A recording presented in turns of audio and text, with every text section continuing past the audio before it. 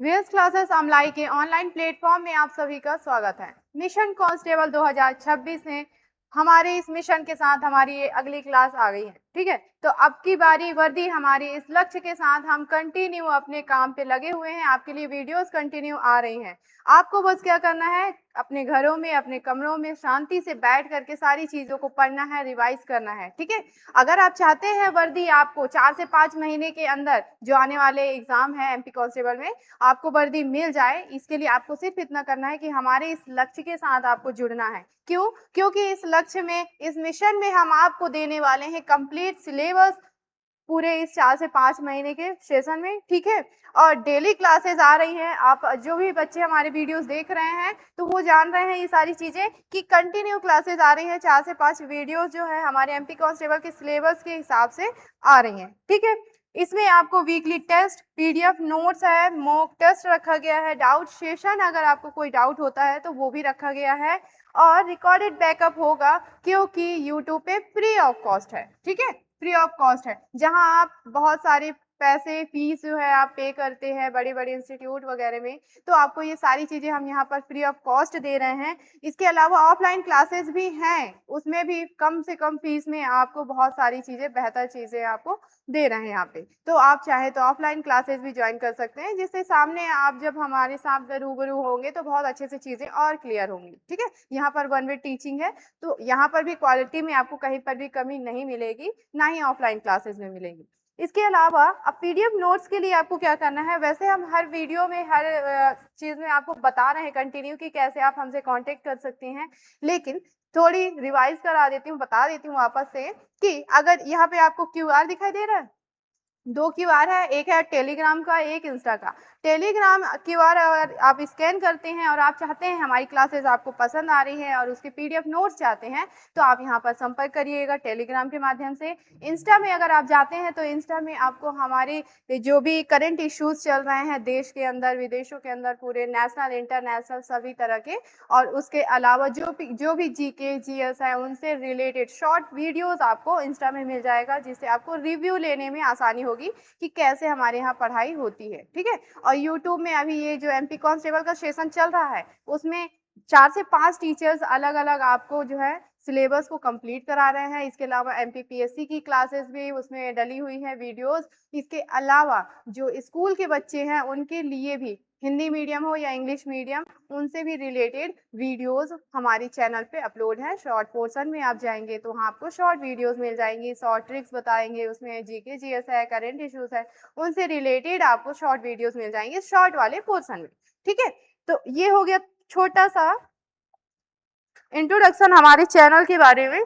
अब बताती हूँ यहाँ पे एक चीज और कि अब ऑनलाइन क्लासेस के लिए तो आपको ये सारी चीजें करनी है, लेकिन जो बच्चे ऑफलाइन क्लासेस ज्वाइन करना चाहते हैं तो हमारे यहाँ का इंस्टीट्यूट का ये कॉन्टेक्ट नंबर है 9302707186।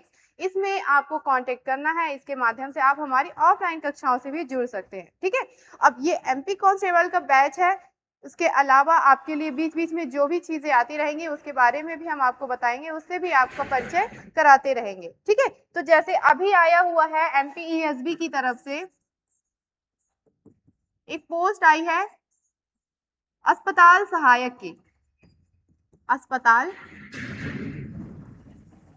सहायक की। ठीक है, हमारे टीचर्स जो भी पढ़ा रहे हैं वो बता रहे होंगे इस बारे में थोड़ा थोड़ा यहाँ पर कि एमपीएसबी की तरफ से हॉस्पिटल असिस्टेंट की एक पोस्ट आई है, 1200 पदों में भर्ती होनी है, और जस्ट अगले महीने जून में ही इसका पेपर होना है। और सिलेबस बहुत ही बेसिक है, 10th क्लास के बेस का है, उसी पर आधारित है। और जो 10वीं पास हैं और उन्होंने 18 वर्ष की आयु पूर्ण कर ली है, मात्र उन्हीं के लिए है, वहां से स्टार्टिंग है, फिर उससे ऊपर वाले जो है सभी लोग भर सकते हैं। ठीक है ना, तो बहुत अच्छा आपके लिए ये अपॉर्चुनिटी हो सकती है कि अस्पताल सहायक अच्छी पोस्ट है।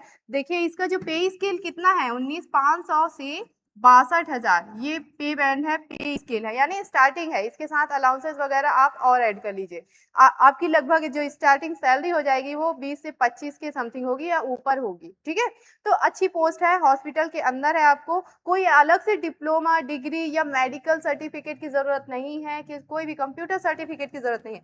10वीं पास हो, 18 साल की आयु पूर्ण कर चुके हो। ठीक है, चलिए, तो अच्छी अपॉर्चुनिटी है। हाँ, इसके लिए आप ये कर सकते हैं कि हमारे यहाँ ऑफलाइन क्लासेस संचालित हो चुकी हैं और इसी 1 महीने के अंदर आपको कंप्लीट सिलेबस रिवीजन के साथ हम दे रहे हैं। तो अभी भी देर नहीं हुई है, जल्दी से आप लोग इसे ज्वाइन कर लीजिए। ठीक है? चलिए, हमारे आने आज की क्लास में हम आते हैं, क्या हम देखने वाले हैं। तो मैं जो है आपको एमपी कांस्टेबल के अंतर्गत मध्य प्रदेश का भूगोल, मध्य प्रदेश का सामान्य परिचय देख रहे हैं, जिसमें भूगोल स्टार्ट किए थे। ठीक है? तो मध्य प्रदेश के भूगोल में हमने उसके पर्वत पठारों के बारे में देखा, भौगोलिक प्रदेशों के बारे में देख लिया है और आज हम देखेंगे मध्य प्रदेश की मिट्टियाँ। छोटा सा टॉपिक है, जल्दी से हो जाएगा। ठीक है? तो मध्य प्रदेश की मिट्टियों के बारे में पढ़ेंगे, उनके प्रकारों को हम पढ़ेंगे। ठीक है? कितने टाइप के यहाँ पे सॉइल पाए जाते हैं। तो मध्य प्रदेश में मुख्य रूप से 5 प्रकार की मिट्टियाँ पाई जाती हैं, लेकिन इससे पहले हम थोड़ा देखें कि मध्य प्रदेश की जो मिट्टियाँ हैं, उनका निर्माण कैसे हुआ है, किन कारणों से हुआ है। तो जैसे पहला कारण मूल शैल। मूल शैल मतलब जो प्राचीन पर्वत रही है, मूल रूप से रही हैं, उनके क्षरण से निर्माण हुआ है। जैसे बेसाल्ट के चट्टानों से, बेसाल्ट के शैल से काली मिट्टी का निर्माण हुआ है। ठीक है? तो कभी भी आपको अगर पूछा जाए काली मिट्टी का निर्माण कैसे हुआ है मध्य प्रदेश में, तो बेसाल्ट चट्टानों से हुआ है। ग्रेनाइट के चट्टानों से लाल मिट्टी बनी हुई है, किससे? ग्रेनाइट के चट्टानों से।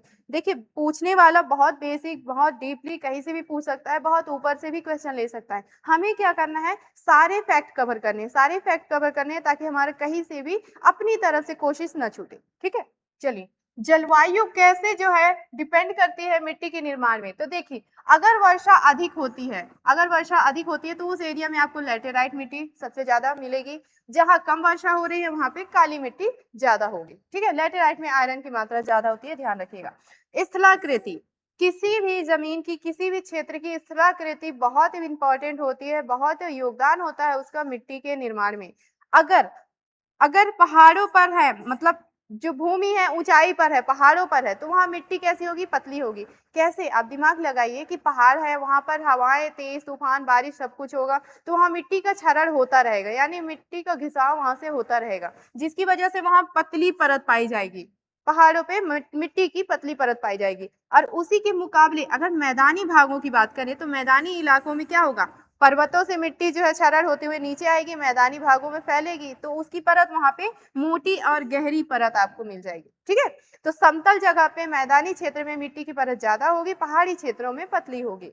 नदियां कैसे जिम्मेदार है मिट्टी के निर्माण में? तो बिल्कुल, नदियां क्या करती हैं, अपने साथ अवसाद वगैरह बहा कर ले आती हैं, तो उसमें मिट्टी होता है, धूल कण होते हैं, सब कुछ होता है, पेड़ पौधे, वनस्पतियां सब होती हैं। ठीक है? तो वही सब मिल करके क्या है, मिट्टी का निर्माण करते हैं और इसे जलोढ़ मिट्टी कहा जाता है और सबसे ज्यादा उपजाऊ मिट्टी होती है। ठीक है? चलिए, तो ये हो गया मिट्टी के निर्माण के बारे में।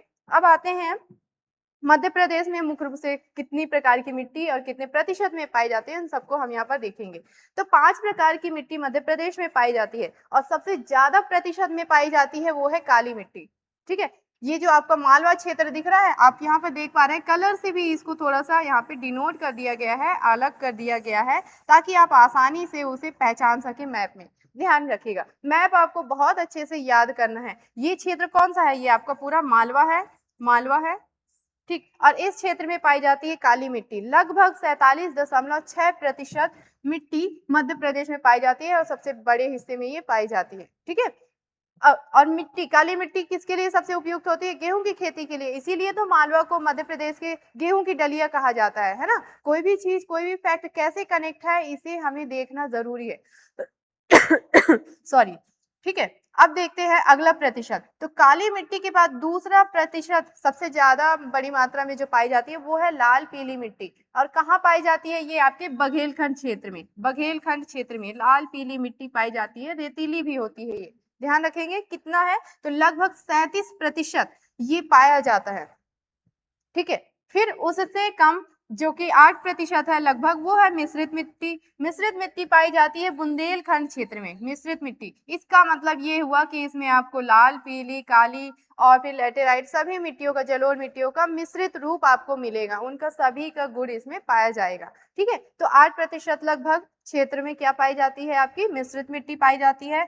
लैटेराइट मिट्टी ये कहाँ पाई जाती है? 4% है। और मध्य प्रदेश का जो निचला हिस्सा है, ये सतपुड़ा वाला क्षेत्र, ठीक है। सतपुड़ा मैकाल वाला क्षेत्र आप देख पा रहे हैं किस तरह से दिखाई दे रहा है, इसमें अलग सेपरेट किया गया है इमेज में आपके। तो ये है आपका लैटेराइट मिट्टी वाला क्षेत्र है, यहाँ पे लैटेराइट मिट्टी पाई जाती है। ये अलग आपका बीच वाला हिस्सा भी आप ले सकते हैं इसमें से, ठीक है। थोड़ा सा आपका बुंदेलखंड, रीवा, पन्ना, पठार वाला क्षेत्र भी लग जाता है। क्लियर है। आखिरी है आपका जलोढ़ मिट्टी। देखिए ऊपर इधर जो उत्तरी वाला हिस्सा है मध्य प्रदेश का, यहाँ पे चंबल नदी बहती है, चंबल नदी। और चंबल नदी का मुहाना जो है कैसी है, इसको बोला जाता है, ये भी कहा जाता है कि रेंगती हुई मृत्यु। क्यों? क्योंकि यहाँ मिट्टी का, मृदा का अपरदन लगातार होता रहता है नदियों के बहाव के कारण, ठीक है। जिससे नदियां जो है विभिन्न प्रकार की जगहों से मिट्टियां इकट्ठे करके लाती है यहाँ पे, और उसी से बनता है आपका जलोढ़ मिट्टी, ठीक है। तो लगभग 3% आपका मध्य प्रदेश में जलोढ़ मिट्टी का है। तो ये हमने पांचों मिट्टियों के प्रकार को थोड़ा सा देखा, और कितनी प्रतिशत में मध्य प्रदेश में पाया जाता है उसे हमने मैप के साथ यहाँ पे समझ लिया। अब इन सभी मिट्टियों को हम बारी बारी से थोड़ा सा डिटेल में देखेंगे, किस फसल के लिए उपयोगी है, क्यों ये इस तरह, कैसे ये बनी हुई है, और इसमें कौन से मिनरल्स होते हैं, इस सारी चीजों को। जैसे सबसे पहले सबसे ज्यादा है जो काली मिट्टी, इसके बारे में देखते हैं। 47.6% लगभग ये पाया जाता है मध्य प्रदेश के पूरे हिस्से में, ठीक है। विशेषताओं में आ जाते हैं तो इसको अन्य कौन कौन से नामों से जाना जाता है, इसे रेगुर मिट्टी, कपासी मिट्टी, करेल या चेनोजम, इन अन्य नामों से भी इसे जाना जाता है, ठीक है। रेगुर मिट्टी कहा जाता है। कपासी क्यों? क्योंकि काली मिट्टी कपास के लिए बहुत ज्यादा उपयुक्त होती है, बहुत बेहतरीन मिट्टी होती है कपास के लिए, ठीक है, ध्यान रखिएगा। इसके अलावा इसका निर्माण कैसे हुआ है? काली मिट्टी का निर्माण अभी हमने देखा था बेसाल चट्टानों से हुआ है, दक्कन ट्रैप की आग्नेय बेसाल चट्टानों के अपक्षय से, ठीक है, उनके क्षरण से इसका निर्माण हुआ है, इस मिट्टी का निर्माण हुआ है।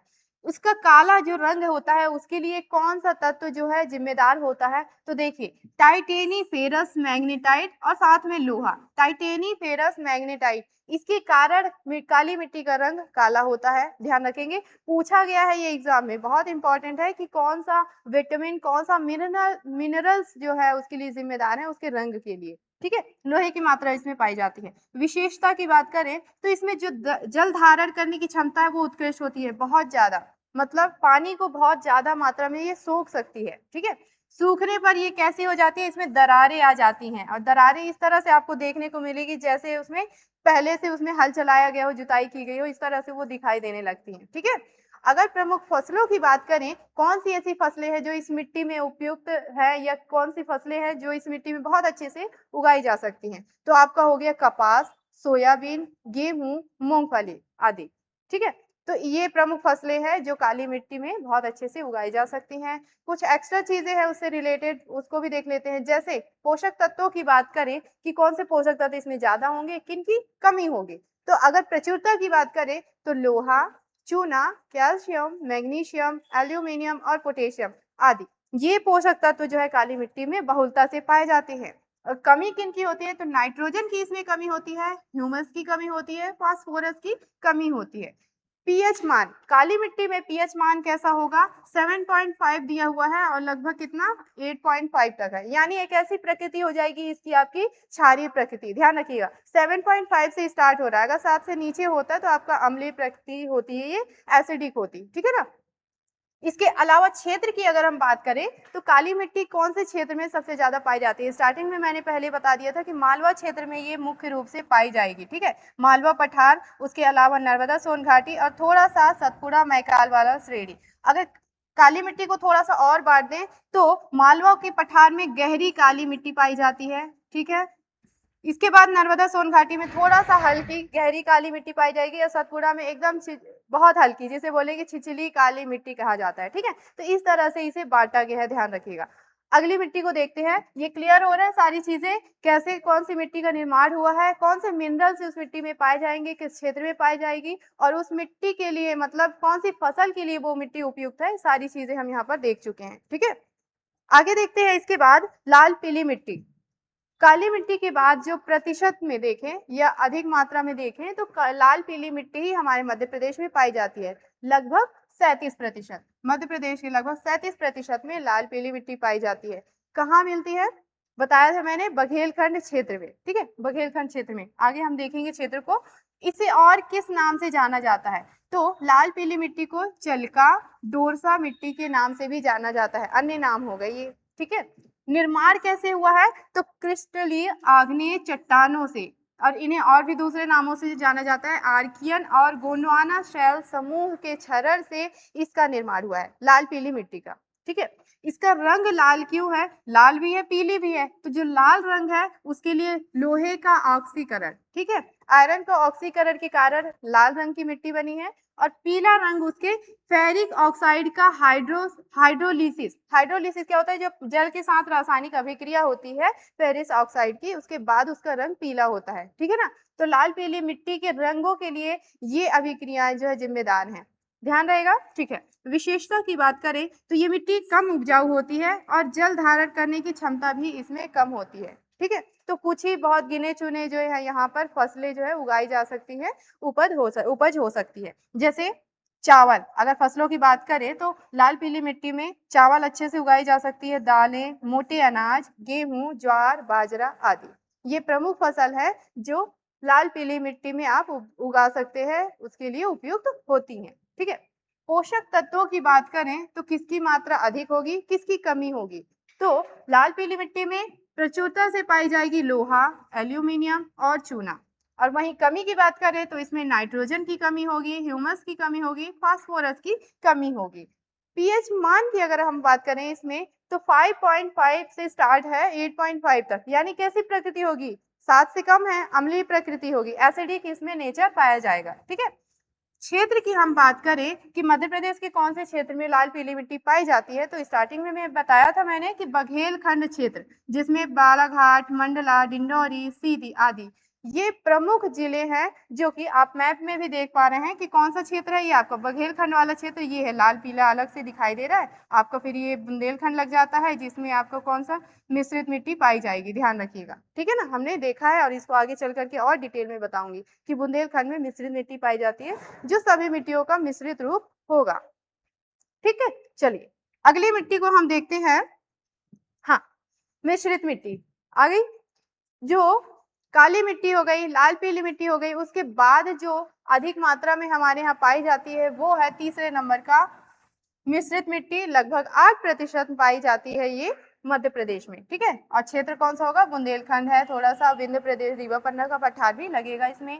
इसे अगर अन्य नाम की बात करें तो इसे कंकरीली मिट्टी भी कहा जाता है, क्योंकि इसमें कंक्रीट की मात्रा, रेत, मिट्टी, धूल इनकी मात्रा जो है ज्यादा होगी, रेत की मात्रा, ठीक है। निर्माण कैसे हुआ है? तो इसमें बताया कि मिश्रित मिट्टी है, तो इसमें सब कुछ आपका होगा, लाल भी होगी, पीली मिट्टी भी होगी, काली मिट्टी भी होगी, लैटेराइट मिट्टी, इन सभी का मिश्रित रूप होगा ये, ठीक है। विशेषता, इसमें उर्वरता की दृष्टि से अगर देखें तो ये कम उपजाऊ होती है, ठीक है, मिश्रित मिट्टी कम उपजाऊ होती है। कौन कौन सी फसलें हैं जो इस मिट्टी में उगाई जा सकती है बहुत अच्छे से? तो वो हैं मोटे अनाज, जैसे ज्वार, बाजरा, जौ, गेहूं, चना, चावल, तिल, अलसी आदि। इस तरह की फसलों के लिए ये मिश्रित मिट्टी उपयुक्त होती है।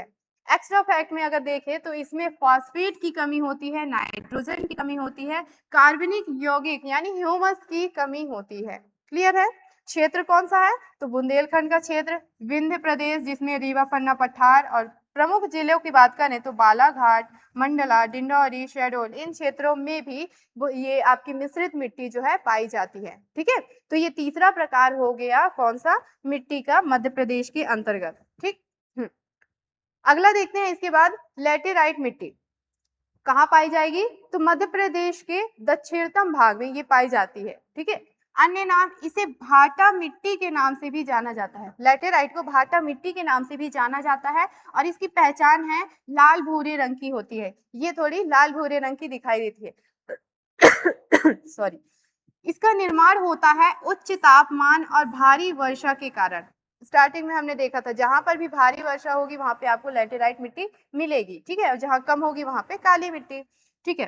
क्षेत्रों में निच्छावलन के कारण, जहां भी उच्च तापमान होगा, भारी वर्षा होगी, उन क्षेत्रों में मिट्टी के या शैलों के निच्छालन के कारण ही इस मिट्टी का निर्माण होता है।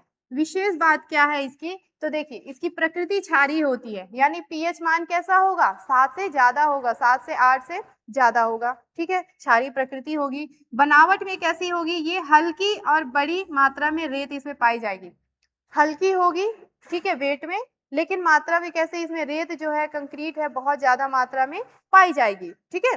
फसलों की अगर हम बात करें तो कौन कौन से ऐसे क्रॉप्स हैं जो हम इस मिट्टी में अच्छे से उगा सकते हैं, तो ये कॉफी हो गया, चाय हो गया, ज्वार, मक्का, बाजरा, मोटे अनाज आदि, यानी मुख्य रूप से मोटे अनाजों के लिए ये मिट्टी बहुत उपयुक्त है।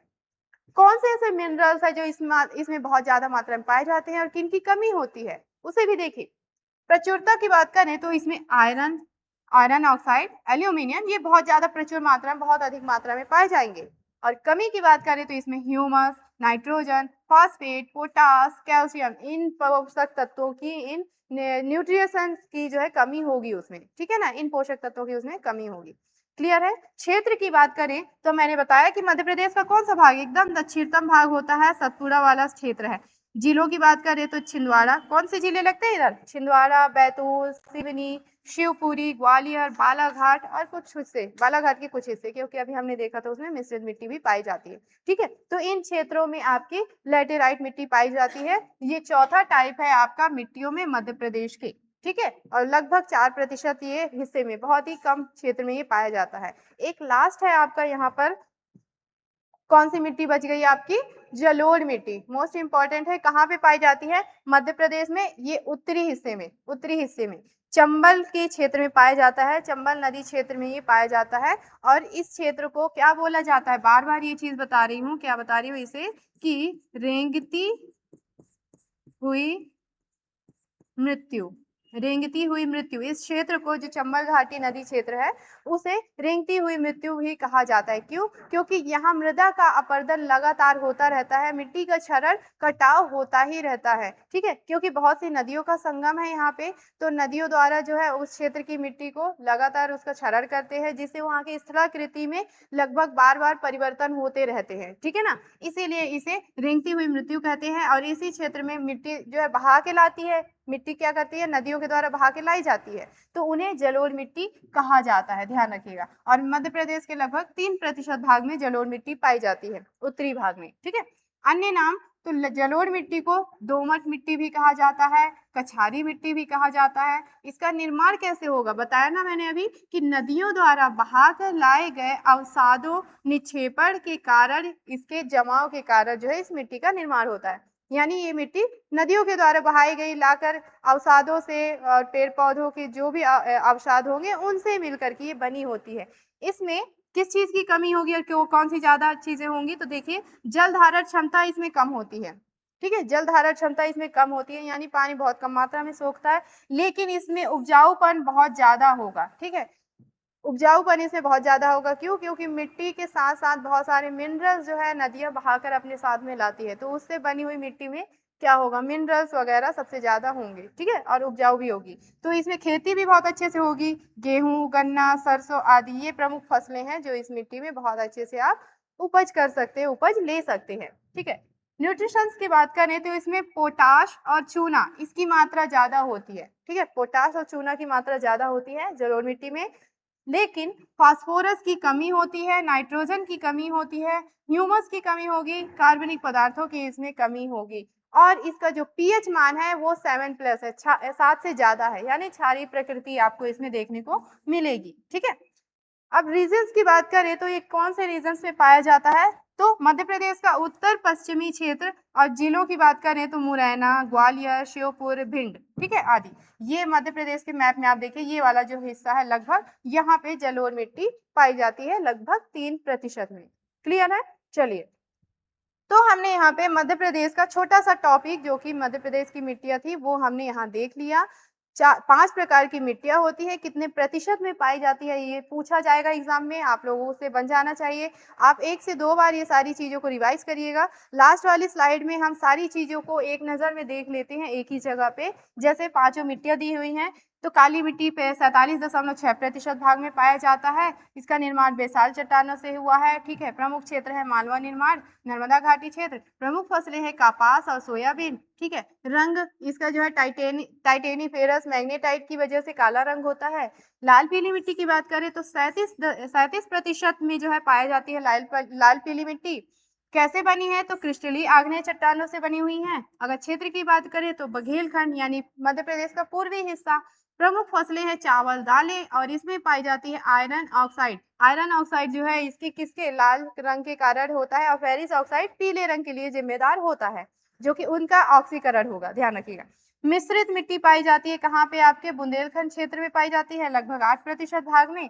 विभिन्न चट्टानों से यानी विभिन्न मिट्टियों से मिलकर के ये बनी हुई है। प्रमुख फसलें इसमें मोटे अनाज, ज्वार, बाजरा, मक्का आदि होंगी। ठीक है, ध्यान रखिएगा। चलिए, लैटेराइट मिट्टी 4% भाग में पाई जाती है, ये निक्षालन के कारण होता है। ठीक है, और जो आपका दक्षिणी भाग है, सतपुड़ा वाला हिस्सा है, छिंदवाड़ा, बालाघाट, ये प्रमुख क्षेत्र है जहाँ ये मिट्टी पाई जाती है। मक्का और कॉफी के लिए ये उपयुक्त होती है। ठीक है, आयरन और एल्यूमिनियम की मात्रा इसमें ज्यादा होगी। लास्ट है आपका जलोढ़ मिट्टी, उत्तरी भाग में ये पाया जाता है, चंबल अंचल में ये पाया जाता है, 3% भाग में पाई जाती है। नदी के अवसाद या निक्षेपण के कारण इसका निर्माण हुआ है। प्रमुख फसलें हैं गेहूं, गन्ना, सरसों और नदियों द्वारा बहाकर लाई गई गाद या अवसाद के माध्यम से इसका निर्माण हुआ है। ठीक है, तो उम्मीद है सारी चीजें यहाँ पे बहुत अच्छे से क्लियर हुई होंगी। मिट्टी को हमने एक नजर में देख लिया और आपके एमपी कांस्टेबल के अलावा जितने भी वनडे एग्जाम हैं, यहाँ तक कि एमपीपीएससी, उन सभी के लिए आपका ये बहुत ज्यादा यूजफुल है। तो वीडियो सारा पूरा आप देखिएगा कंप्लीट, आराम से पढ़िएगा। मिलते हैं फिर नेक्स्ट वीडियो में। Take care.